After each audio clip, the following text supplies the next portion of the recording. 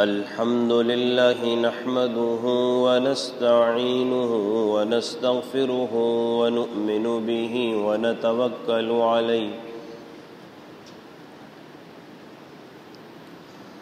ونعوذ بالله من شرور أنفسنا ومن سيئات أعمالنا من يهده الله فلا مضل له ومن يضلل فلا هادي له ونشهد أن لا إله إلا الله وحده لا شريك له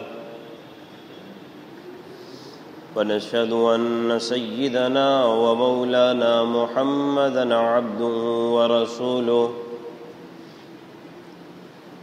أما بعد فأعوذ بالله من الشيطان الرجيم بسم الله الرحمن الرحيم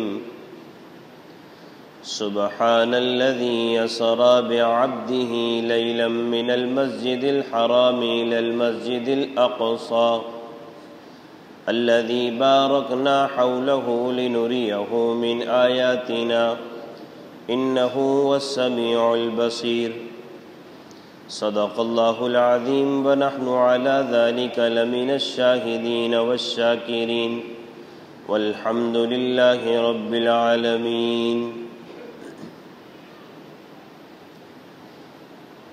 عزیزان محترم اور میرے بزرگ احباب، کلام اللہ کی ایک آیت تلاوت کی، اللہ تعالی صحیح بات کہنے اور اس پر عمل کی توفیق سب کو نصیب فرمائے۔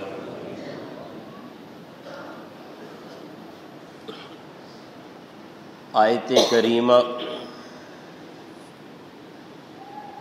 نبی اکرم صلی اللہ علیہ وسلم کے وہ سفر جس کو کہ اسراء کہا جاتا ہے اس سے متعلق ہے۔ آپ صلی اللہ علیہ وسلم سے دو باتیں منقول ہیں، ایک کو معراج کہا جاتا ہے اور دوسرے کو اسراء کہا جاتا ہے۔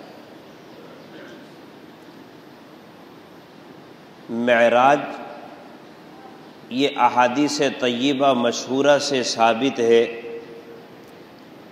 اور معراج کہا جاتا ہے کہ نبی اکرم صلی اللہ علیہ وسلم نے جو سفر بیت المقدس سے آسمانوں کا کیا اس کو معراج کہا جاتا ہے، اور ایک ہے اسراء کہ نبی اکرم صلی اللہ علیہ وسلم مسجد حرام سے مسجد اقصی تک تشریف لے گئے، اس کو اسراء کہا جاتا ہے۔ یہ تو نص قطعی سے ثابت ہے، جیسا کہ آیت کریمہ میں اللہ نے ارشاد فرمایا اسریٰ بعبدہ لیلا من المسجد الحرام الی المسجد الاقصی۔ اگر کوئی اس کا انکار کرے تو دائرہ اسلام سے خارج ہے، اور اگر کوئی معراج کا انکار کرے کہ نبی اکرم صلی اللہ علیہ وسلم نے آسمانی سفر فرمایا تو وہ دائرہ اسلام سے خارج تو نہیں، لیکن احادیث طیبہ مشہورہ کا انکار کی صورت میں فاسق اور فاجر ہے۔ بہرحال یہ دو سفر نبی اکرم صلی اللہ علیہ وسلم کے ساتھ پیش آئے۔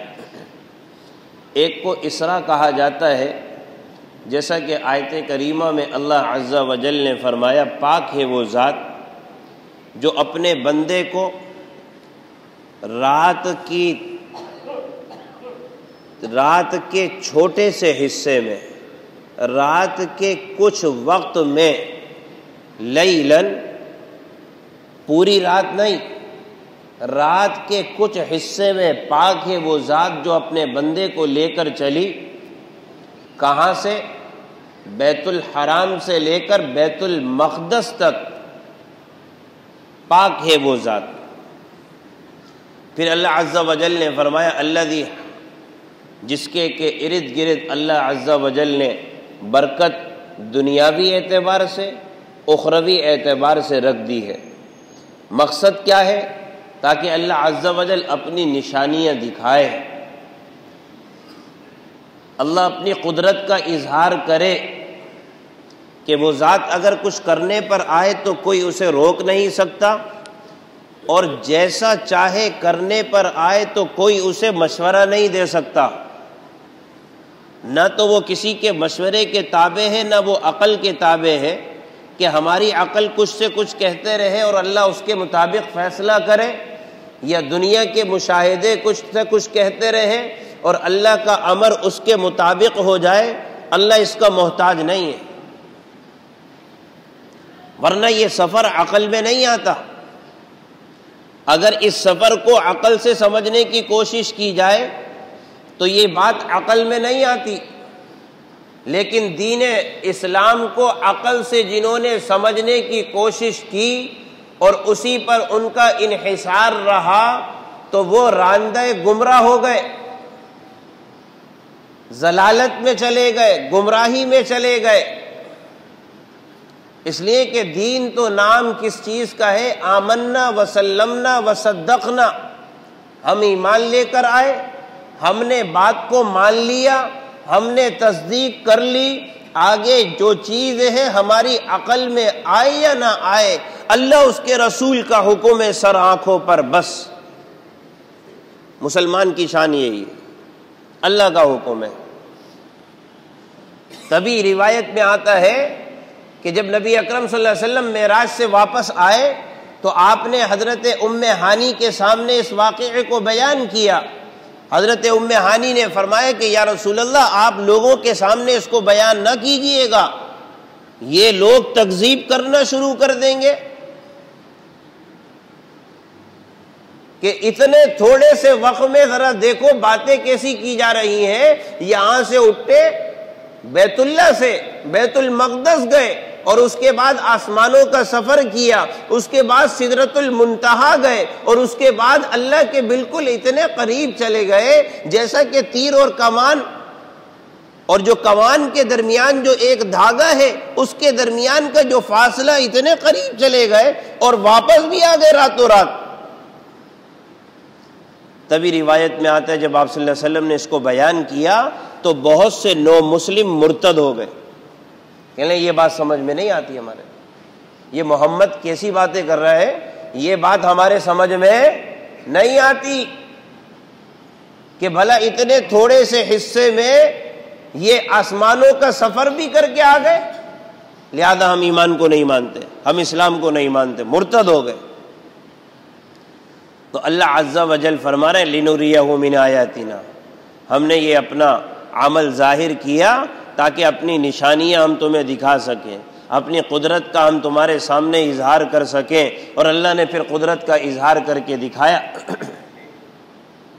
اور اظہار کرنے والی ذات اللہ کی ہے، ہمیشہ ذہن میں رکھیں۔ بندے کی طاقت میں کچھ نہیں ہے، بندے کے بس میں کچھ نہیں ہے۔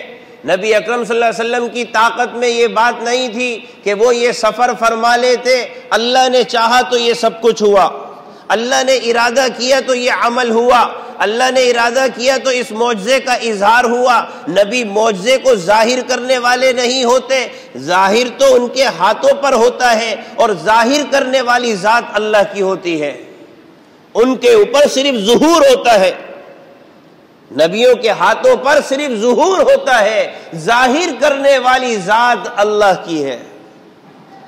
تبھی یہاں پر اگر دیکھا جائے اللہ عز و جل نے جو کلام ارشاد فرمایا، کلام جو ارشاد فرمایا، دو باتوں کی طرف اشارہ فرمایا۔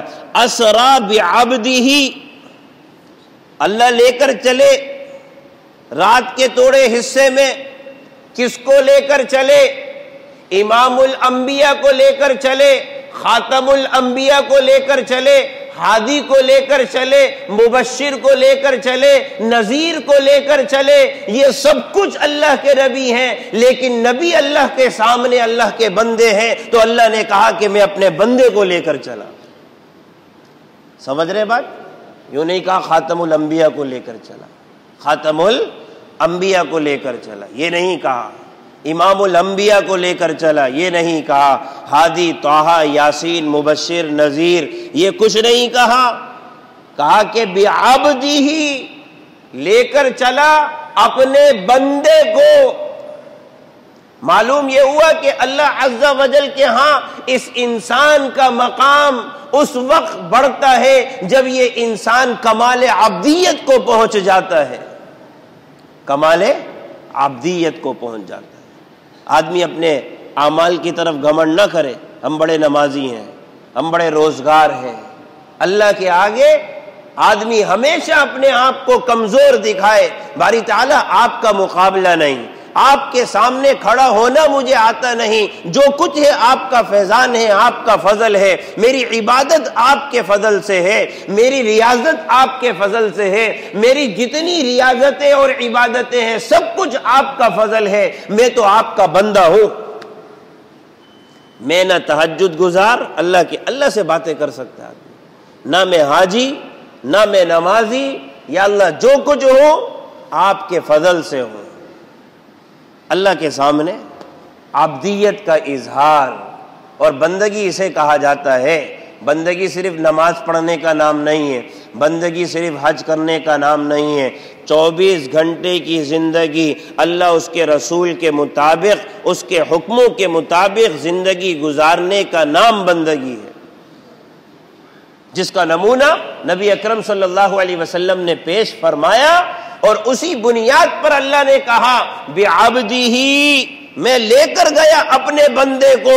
معلوم یہ ہوا اللہ کے ہاں مقام آدمی کا اس وقت بڑھتا ہے جب وہ کمال عبدیت کا اظہار کرتا ہے۔ اللہ کو عبدیت بڑی پسند ہے، عبدیت۔ آدمی 10 حج کر لے لیکن اللہ کے آگے کہے کہ یا اللہ یہ سارے حج ایک طرف ہیں، آپ کا بندہ آپ کے سامنے کھڑے ہو کر اپنے اعمال کی نسبت سے یہی سمجھتا ہے یا اللہ اس کا حق ادا نہ کر سکا، آپ اپنے فضل و کرم سے شرف قبولیت عطا فرما کے کمی کوتاہیاں معاف فرما دیجیے۔ یہ دماغ ہونا چاہیے۔ صبح سے شام تک اللہ کے آگے جھکتا رہا، صبح سے شام تک اللہ کو راضی کرتا رہا، صبح سے اس لیے کہ اصل عبدیت سے صبح سے شام تک اللہ کو راضی کرنے کا اہتمام کر رہا ہے، لیکن سونے سے پہلے 2 نفل پڑھ کے کہتا ہے استغفر اللہ استغفر اللہ استغفر اللہ۔ یا اللہ صبح سے شام تک آپ کو راضی کرنے کی کوشش کرتا رہا، لیکن آپ کا بندہ ہوں، کمزور ہوں، کوتاہیاں ہو سکتی ہیں، یا اللہ آپ کے آگے آپ کا بندہ توبہ اور استغفار کرتا ہے۔ جو کچھ کیا شرف قبولیت سے نواز دیجئے، جو کمی کوتاہی ہوئی بندہ سمجھتے ہوئے معاف فرما دیجئے۔ یہ ادا اللہ کو پسند۔ آپ صلی اللہ علیہ وسلم کا حال یہی تھا، 24 گھنٹے اللہ کی فرما برداری، لیکن جب نماز سے فارغ ہو جاتے تو کہتے استغفر اللہ استغفر اللہ استغفر اللہ۔ کمال عبدیت کو پہنچنے کے بعد بھی 3 مرتبہ کہتے استغفر اللہ، اور روایت میں آتے اللہ کے نبی صلی اللہ علیہ وسلم روز آنا اللہ کی بارگاہ میں 70 سے 100 مرتبہ استغفار کرنے کا اہتمام کرتے، 70 سے 100 مرتبہ۔ کوئی نماز کوئی اعمال کسی چیز میں کمی نہیں ہے، لیکن کمال عبدیت کا اظہار جو اللہ کو پسند ہے، جو اللہ کو محبوب ہے، اور اللہ کو یہ لقب بھی بڑا پسند ہے۔ حاجی لقب اتنا پسند نہیں، ہاں عبد، باری تعالیٰ آپ کا بندہ آ گیا، باری تعالیٰ آپ کے بندے نے نماز پڑھی، بندہ غلام، عبداللہ اللہ کا بندہ اللہ کا غلام، باری تعالیٰ آپ کے بندے نے یہ کام کیا، حاجی نے نہیں کیا، نمازی نے نہیں کیا، روزے رکھنے والے نے نہیں کیا، یا اللہ جو کچھ کیا آپ کے بندے نے کیا، آپ کے فضل سے کیا۔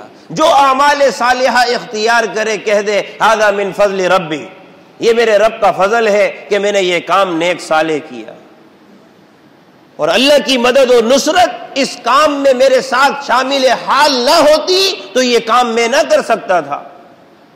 صبح سے شام تک دنیا کو سر انجام دے لے یا دین کا کام کر لے، کہہ دے ایاک نعبد و ایاک نستعین، باری تعالیٰ ہم مدد و نصرت آپ ہی سے مانگتے ہیں، اور جو کچھ کام کرتے ہیں آپ ہی کی مدد و نصرت سے کرتے ہیں، ورنہ ہم میں اتنی طاقت نہیں کہ ہم اس کام کو سر انجام دے سکیں۔ اس کو عبدیت کا اظہار کریں۔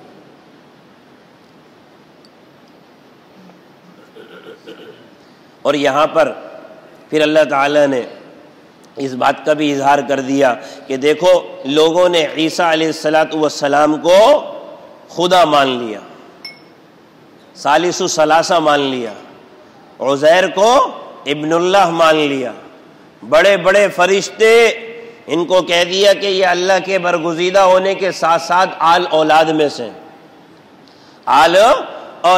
سے ہیں، فرشتے اللہ کی بیٹیاں ہیں، لہذا ان کو اتنی قدرت اور پاور دی گئی ہے، عزیر اللہ کے بیٹے ہیں، عیسیٰ اللہ کے ساتھ شامل ہیں، نعوذ باللہ۔ تو اللہ نے نبی اکرم صلی اللہ علیہ وسلم کے متعلق فرما دیا کہ دیکھو کام ہم نے ایسا کیا کہ تھوڑے سے رات کے حصے میں ہم لے کر چلے ان کو بیت اللہ سے بیت المقدس تک، وہاں سے لے کر گئے آسمانوں پر، آسمان کے دروازے ان کے لیے کھلے، وہاں سے لے کے گئے سدرۃ المنتہا تک، سدرۃ المنتہا سے لے کر جایا گیا ان کو اللہ کے حضور، وہاں سے پھر واپسی ہوئی، امام الانبیاء بنایا، تھوڑے سے وقت میں رات کے حصے میں یہ سارا کام کر کے آ گئے۔ لیکن یاد رکھنا کہ محمد عبد ہے، عبد ہے، محمد عبد ہے۔ سمجھ رہے بات؟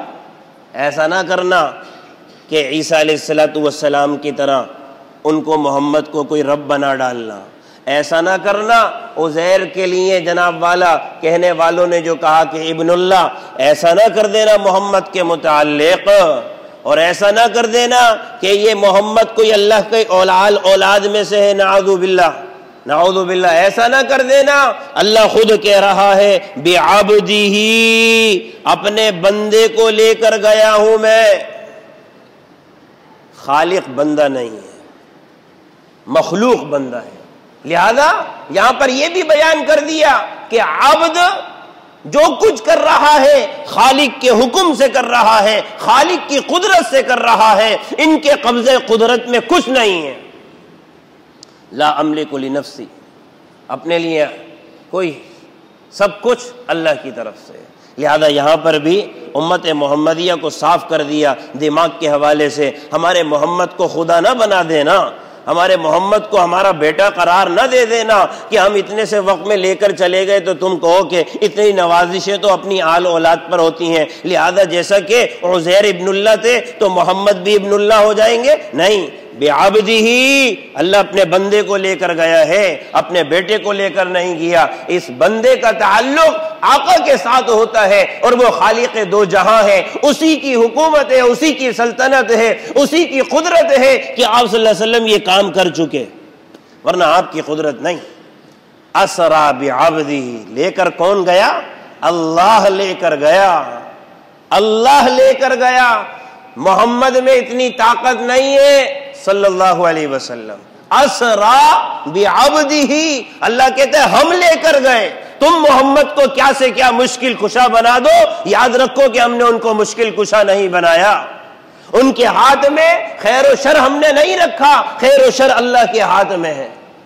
مشکل کشا اللہ کی ذات ہے، کرنے والی ذات اللہ کی ہے، قادر مطلق اللہ کی ذات ہے۔ محمد کو جو اتنے وقت میں ہم نے اتنا لمبا سفر کروایا کہ مسلمان اس کے واقعے کو دیکھ کر اگر مرتد ہو رہے ہیں تو یاد رکھو کہ اس سفر کو کرنے والی اور لے کر جانے والی ذات اللہ کی ہے، محمد کے قبضے قدرت میں کچھ نہیں ہے۔ لہذا آپ صلی اللہ علیہ وسلم مشکل کشا نہیں ہے، ہمارے کام بنانے والی ذات صرف اللہ، اللہ ہی کام بناتا ہے، اللہ ہی کے ہاتھ میں بھاگ دوڑ ہے۔ ہاں اتنی بات ہے، نقش قدم نبی کے اختیار کرنے کا حکم ہے۔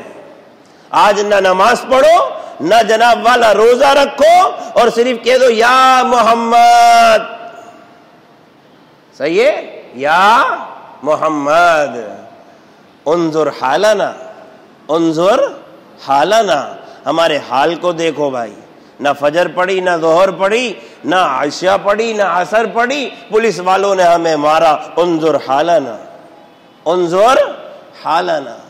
میرے عزیزو اس سے کیا فائدہ ہے؟ وہاں پر جناب والا صورتحال عجیب ہے، انظر حالنا یا محمد انظر حالنا۔ میرے عزیزو اس سے پہلے اللہ اس کے رسول کے احکامات، زندگی گزارنا، طور طریقے، لبیک میرے عزیزو، یہ نعرے صحابہ رضی اللہ عنہم اجمعین نے اپنے عمل سے پہلے اللہ کو راضی کیا، محمد کو راضی کیا، پھر ضرورت پڑی تو پھر یہ چیزیں سامنے آئیں۔ ہم چاہتے ہیں نہ نماز پڑھیں نہ روزہ رکھیں۔ وہ ایک صحابی تھے نا جو ایمان لے کر آئے تھے اور وہ شہید ہوئے تھے تو جنت میں فوراً چلے گئے تھے، جنت میں وہ فوراً چلے گئے تھے۔ وجہ کیا تھی؟ اس وقت نہ نماز کا وقت تھا، نہ حج کا وقت تھا، اور نہ کوئی زکوٰۃ کا وقت تھا، نہ رمضان کا وقت تھا۔ آئے نبی اکرم صلی اللہ علیہ وسلم کی خدمت میں، کہا کہ آپ کون ہیں؟ کہا کہ محمد عربی ہیں۔ آپ کس لیے آئے؟ اللہ کی وحدانیت کو بیان کرنے کے لیے آیا ہوں۔ یا رسول اللہ میں ایمان لے کر آ گیا تو کیا بنے گا؟ آپ نے فرمایا تم ہمارے بھائی ہو جاؤ گے۔ کہنے لگے کالا کلوٹا، میں حبشی آپ کا بھائی کیسے بن جاؤں گا؟ میرے جسم سے تو بدبو آ رہی ہے۔ آپ نے فرمایا کہ نہیں، اگر تم ایمان لے کر آتے ہو تو ہمارے بھائی بن جاؤ گے۔ چنانچہ اس نے کہا کہ لا الہ الا اللہ محمد الرسول اللہ، اور کہا کہ یا رسول اللہ اب کیا کروں؟ اس وقت میدان جہاد کے لیے اللہ کے نبی صلی اللہ علیہ وسلم بیٹھے ہوئے۔ آپ نے فرمایا کچھ نہ کرو، تلوار اٹھاؤ، میدان کاردار میں چلے جاؤ، میدان کاردار میں چلے جاؤ۔ نہ نماز پڑھی، نہ روزہ رکھا، نہ حج کیا، نہ زکوٰۃ دی، نہ صوم و صلات کا اہتمام کیا، ہاں اتنا کہہ دیا جو کچھ نبی اکرم صلی اللہ علیہ وسلم لے کر آئے میں اس پر ایمان لے کر آتا ہوں۔ اور اب کرنے کا کام کیا ہے؟ جاؤ تلوار اٹھاؤ میدان کاردار میں۔ اس وقت کا فریضہ یہی ہے۔ چنانچہ شہادت پالی اور صحابہ آ کر کہتے ہیں یا رسول اللہ ہم میدان کاردار میں ایک ایسے شخص کو دیکھتے ہیں جس کو ہم پہچانتے نہیں ہیں، جس کو پہچانتے نہیں ہیں۔ آپ نے فرمایا کہ میں اس کو جانتا ہوں، واقعتاً یہ وہی آدمی ہے جو ابھی آنے سے تمہارے ساتھ پہلے مجھ سے یہی باتیں کر رہا تھا۔ میں اس کو اپنی آنکھوں سے دیکھ رہا ہوں، ملائکہ اس کو غسل دے رہے ہیں، میں اس کو دیکھ رہا ہوں کہ اللہ نے اس کی بدبو کو جنت کی خوشبو سے تبدیل کر دیا۔ اور یہ مجھ سے آ کے کہہ رہا تھا یا رسول اللہ بدبو آ رہی ہے، بدبو آ رہی ہے۔ ہم یہ چاہتے ہیں کہ بھائی ایسا ہمیں مقام مل جائے، ایسا مقام مل جائے۔ میرے عزیزو اب تو ایسی صورتحال ظاہر کے نماز بھی پڑھنی ہے، روزہ بھی رکھنا ہے، صوم و صلات کا پابند بھی ہونا ہے، اللہ کو بھی راضی کرنا ہے، اور پھر کہیں جا کر جنت کا سوال ہے، پھر کہیں جا کر اللہ سے مانگنا ہے۔ لہذا محمد صلی اللہ علیہ وسلم کی اتباع کا تو حکم ہے، محمد سے مانگنے کا حکم نہیں ہے۔ بات سمجھ میں آ رہی ہے بھائی؟ محمد سے مانگنے کا حکم نہیں ہے، محمد کی اتباع کا حکم ہے۔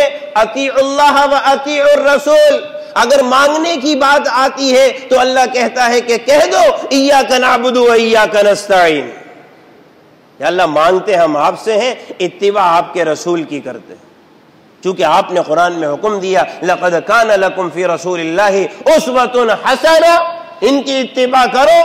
من یطیع الرسول فقد اطاع اللہ، جو رسول کی اطاعت کرے گا وہ اللہ کی اطاعت کرنے والا شمار کیا جائے گا۔ لہذا اللہ نے بتا دیا، ہم لے کر گئے اپنے بندے کو، بعبدہ، اپنے بندے کو لے کر گئے، مشکل کشا کو لے کر نہیں گئے۔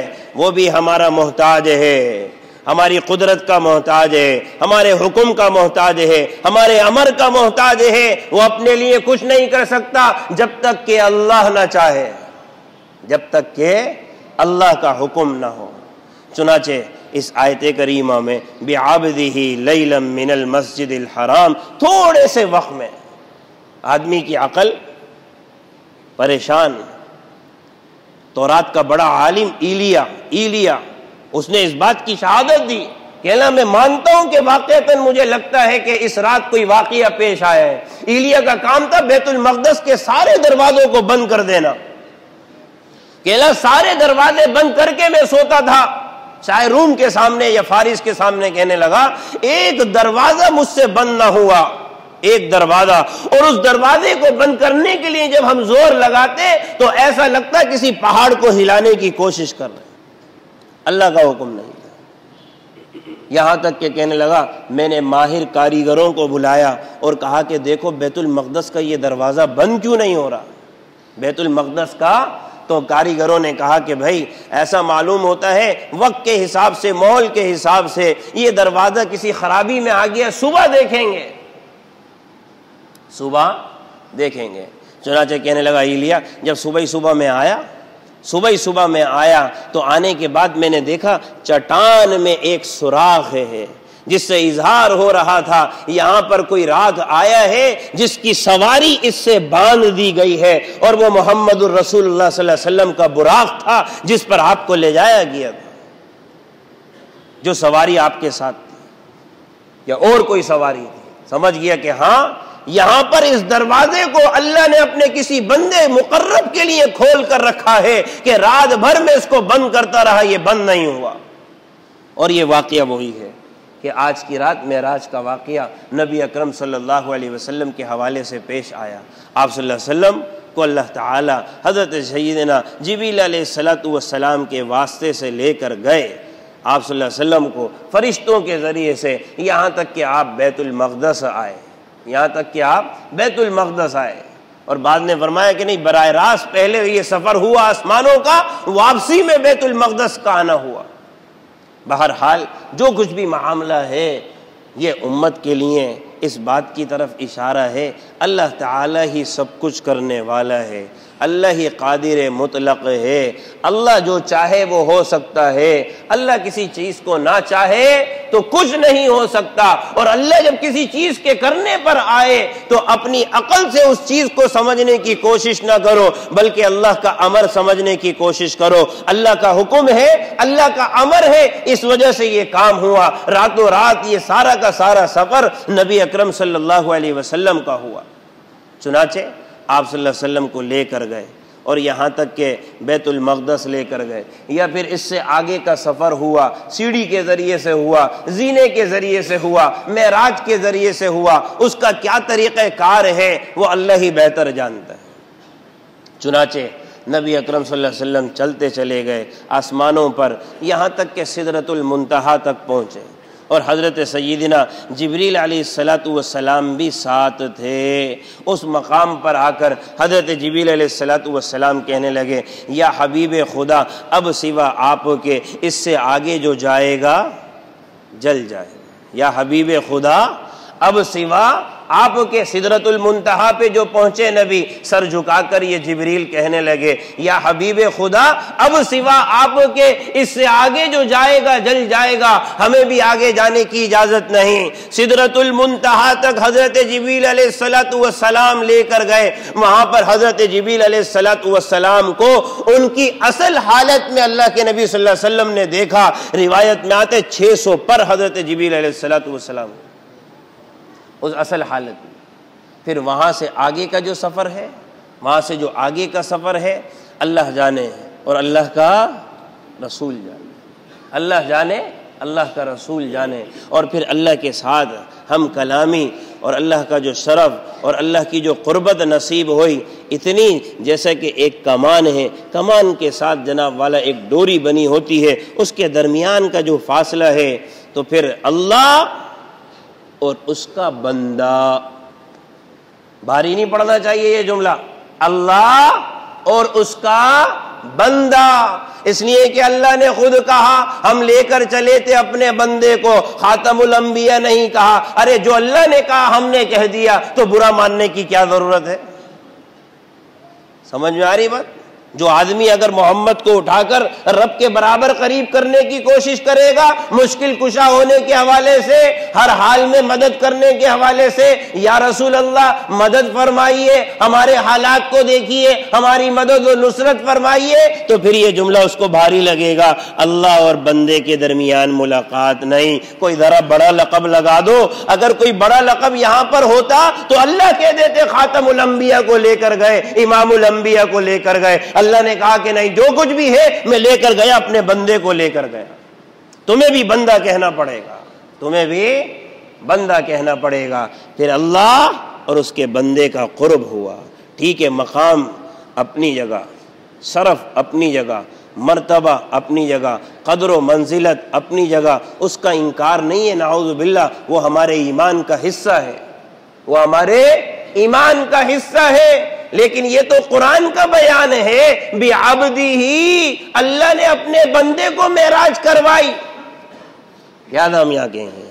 اللہ اور اس کا بندہ، جس کو ہم کہتے ہیں محمد الرسول اللہ خاتم الانبیاء، امام الانبیاء، سب ان کے القاب ہیں، لیکن اللہ نے کہا میں تو اپنے بندے کو لے کر گیا، تم کو بھی ماننا پڑے گا محمد الرسول اللہ صلی اللہ علیہ وسلم سارے القابات سے پہلے اللہ کے بندے ہیں۔ سمجھ رہے بات؟ سارے القابات سے پہلے اللہ کے بندے ہیں۔ پھر یہ اللہ کے ساتھ ہم کلامی ہوئی، ہم شرف ہوا اور اس قدر قربت نصیب ہوئی، وہ اللہ جانے، اللہ کا رسول جانے، وہ اللہ جانے، اللہ کا رسول جانے۔ اور اس کے بعد بعض حضرات نے فرمایا کہ پھر نبی اکرم صلی اللہ علیہ وسلم واپس تشریف لائے، وہاں پر اجتماع ہوا بیت المقدس میں، وہاں پر اجتماع ہوا بیت المقدس میں۔ فرماتے ہیں وجہ اس کی یہ کہ اگر پہلے بیت المقدس میں امام نبی اکرم صلی اللہ علیہ وسلم کے ساتھ اگر انبیاء علیہ الصلوۃ والسلام کا اجتماع ہو جاتا تو پھر ایسے میں بعد کے سفر میں اگر روایتوں میں غور کیا جائے، پہلے آسمان پہ، دوسرے آسمان پہ، تیسرے آسمان پہ آپ صلی اللہ علیہ وسلم کا انبیاء سے تعارف کروایا گیا، تعارف کروایا گیا۔ اگر یہ تعارف پہلے ہی ہو جاتا تو پھر آگے اس کلام کی ضرورت نہ رہتی۔ تو معلوم یہ ہوا کہ واپسی میں آپ کو امام الانبیاء کا لقب ملا ہے۔ جب آپ گئے سارے نبیوں سے ملے، یہاں تک کہ اللہ سے ملاقات ہوئی، جب واپس آنے لگے تو آپ کے استقبال میں، آپ کو رخصت کرنے میں انبیاء علیہ الصلوۃ والسلام بیت المقدس میں بھی آئے۔ وہاں پر پھر نبی اکرم صلی اللہ علیہ وسلم نے، حضرت جبریل علیہ الصلوۃ والسلام نے آپ صلی اللہ علیہ وسلم کا ہاتھ پکڑا اور آپ کو آگے بڑھایا، ہاتھ پکڑا اور آپ کو آگے بڑھایا، اور پھر فرمایا کہ آپ نماز پڑھائیں، اور پھر سارے لوگوں کو آپ نے نماز پڑھائی۔ وہاں آپ کو لقب ملا امام الانبیاء۔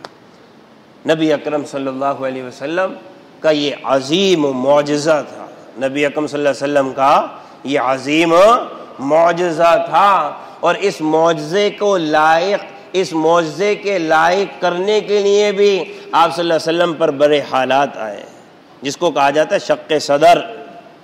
شق صدر ایسے ہی معراج پہ تشریف نہیں لے گئے، ایسے ہی وحی کا نزول ہونا نہیں شروع ہو گیا، بلکہ قلب اطہر کو نکال کر اس کو چاک کیا گیا، آب زمزم سے دھویا گیا، زرین تش کو لایا گیا، ایمان و حکمت سے بھرا ہوا تھا، وہ سارا ایمان و حکمت کوئی جواہر کی صورت میں تھا، نبی اکرم صلی اللہ علیہ وسلم کے قلب اطہر میں ڈال دیا گیا اور پھر اس کو لگا دیا گیا۔ اب صلاحیت پیدا ہو گئی ہے کہ آپ اپنے رب کے حضور حاضر ہو جائیں،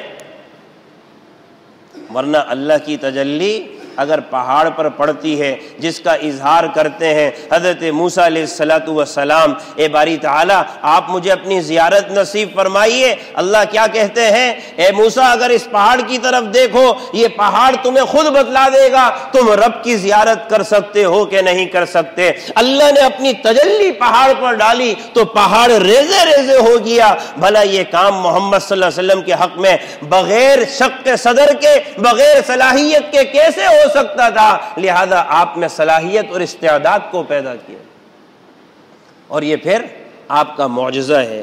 معجزہ اسے ہی کہا جاتا ہے جو کہ نبی کے ہاتھ پر خلاف عادت کوئی کام ظاہر ہو جائے، اس کو معجزہ کہا جاتا ہے، اور نبی سے ہٹ کر کسی اللہ کے نیک بندے کے ہاتھ پر، نبی سے ہٹ کر کسی اللہ کے نیک بندے کے ہاتھ پر اگر خلاف عادت کوئی چیز ظاہر ہو جائے، اس کو کرامت کہا جاتا ہے، اس کو کرامت کہا جاتا ہے۔ لیکن یہاں پر یہ بات سمجھنے کے لیے ہے کہ نبی معجزہ ظاہر نہیں کرتے، نبی میں معجزہ ظاہر کرنے کی اللہ نے قدرت نہیں رکھی۔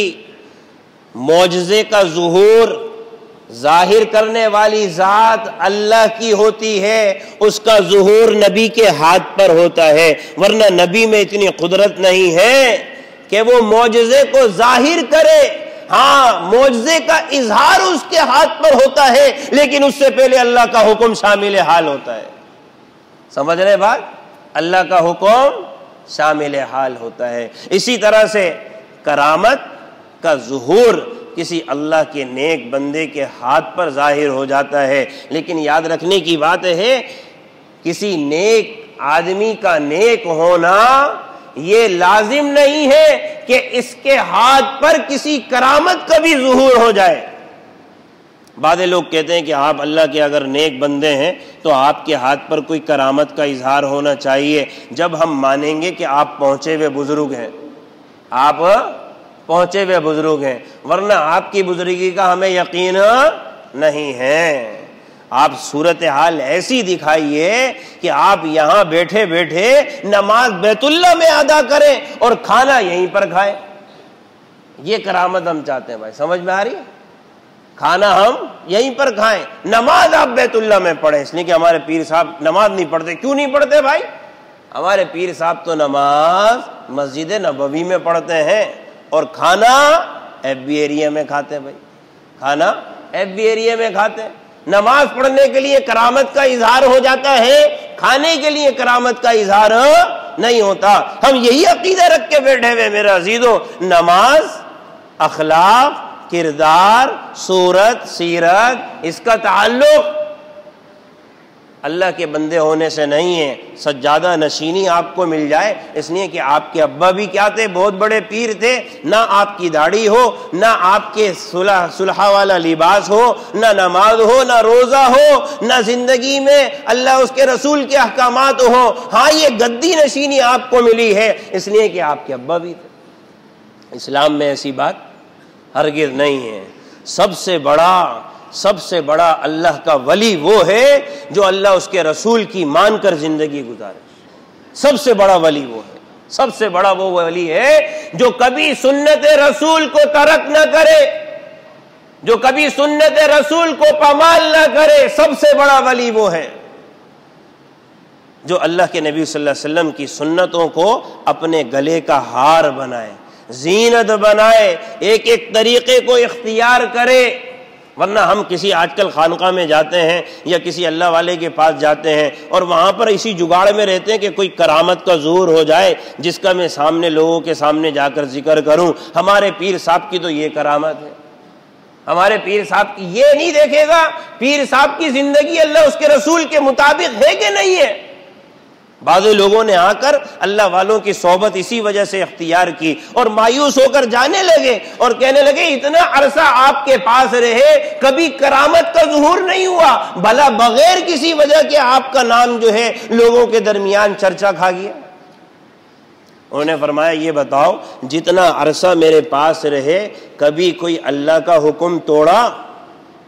اتنا عرصے میرے پاس رہے کبھی پیارے حبیب صلی اللہ علیہ وسلم کی سنت کو پامال کیا؟ کہنے لگا ہاں یہ تو میں نے نہیں دیکھا۔ تو کہا کہ صاحب یہ تو بتاؤ آج کے دور میں اس سے بڑھ کر اور کون سی کرامت ہو سکتی ہے بھائی؟